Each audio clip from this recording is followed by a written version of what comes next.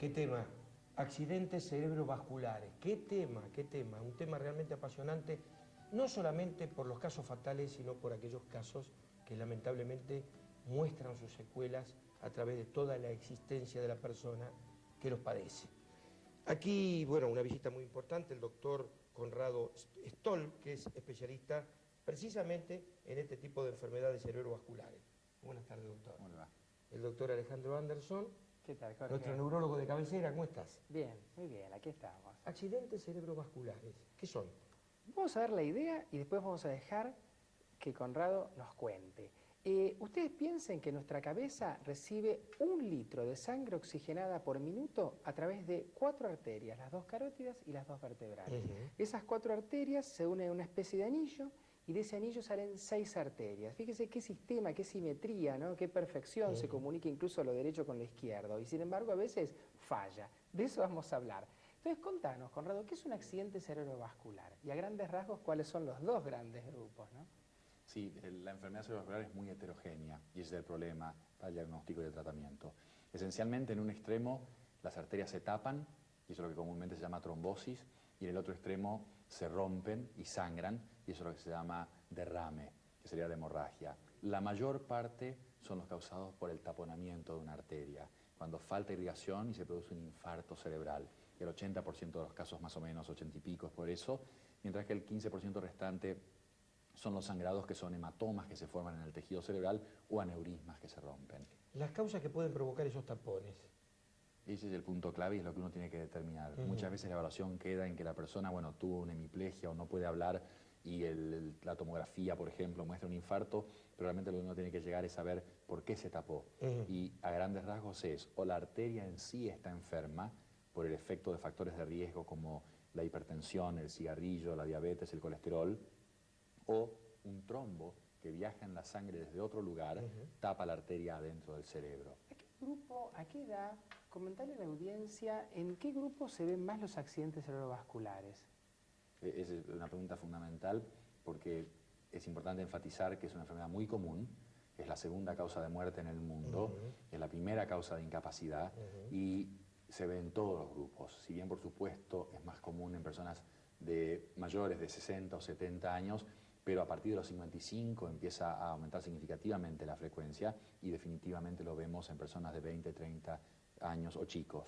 Claro, eso es muy importante, porque la gente piensa que es solamente un problema de la vejez, pero se ven todos los grupos. Eso Las causas son distintas, por supuesto, pero se puede ver a cualquier edad y por eso es importante estar alerta a los síntomas. Sí. Doctor, ¿hay formas de vida que pueden generar con mayor facilidad la aparición de este problema? Es decir, de pronto el sedentarismo, de pronto el estrés, de pronto una vida muy agitada, el problema de las grandes ciudades. Hay formas de vida que tienen que ver con la enfermedad vascular y por lo tanto van a aumentar la incidencia de esto, así como aumenta la incidencia de la enfermedad coronaria y enfermedad de las arterias de las piernas.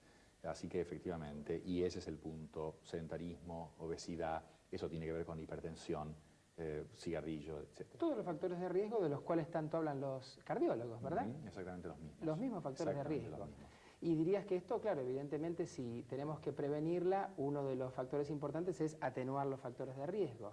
El tratamiento número 1 yo diría que es la prevención, el más importante, por lo menos en este momento en que no tenemos otros tratamientos mucho más efectivos una vez que ocurre el problema.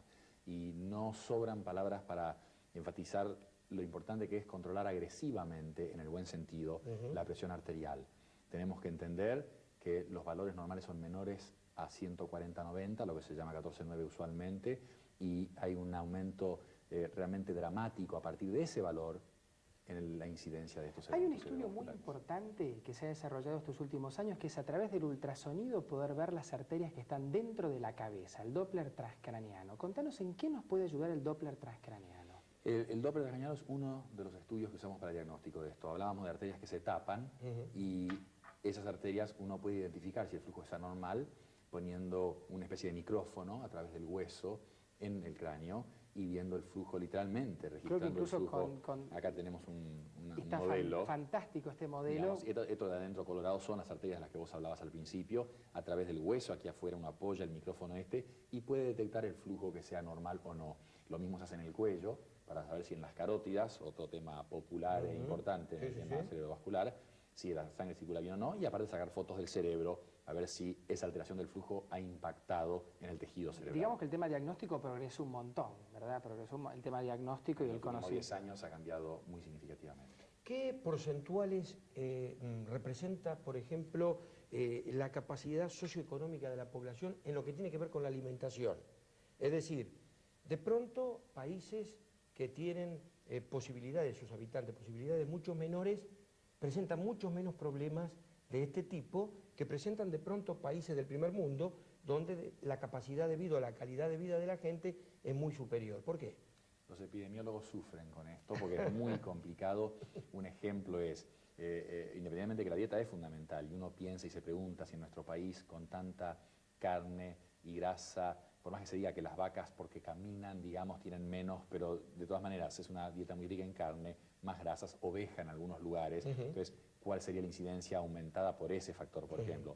Pero en Estados Unidos hay un cinturón en el sur, sudeste del país, en el que hay una mucho mayor incidencia de esta enfermedad, por ejemplo, que en otros lugares del país. Y no queda del todo claro cuál es la razón, si son factores de dieta, raciales. La gente de raza negra tiene una mayor incidencia de estos eventos, tiene una mayor incidencia de hipertensión arterial. Al mismo tiempo, la gente de raza negra nunca tiene afectada la carótida en el cuello. Es raro verlos operados de la carótida en el cuello, mientras que sí se tapa la arteria muy comúnmente adentro de la cabeza. Lo mismo pasa con orientales. O sea que estos factores, por supuesto, que inciden mucho. Y otra pregunta, ¿no? Antes que el tiempo nos corra. Bueno, tratamos de prevenir, en fin, pero el accidente cerebrovascular finalmente ocurrió. ¿Cómo se trata? Dos partes, y que son igualmente críticas las dos.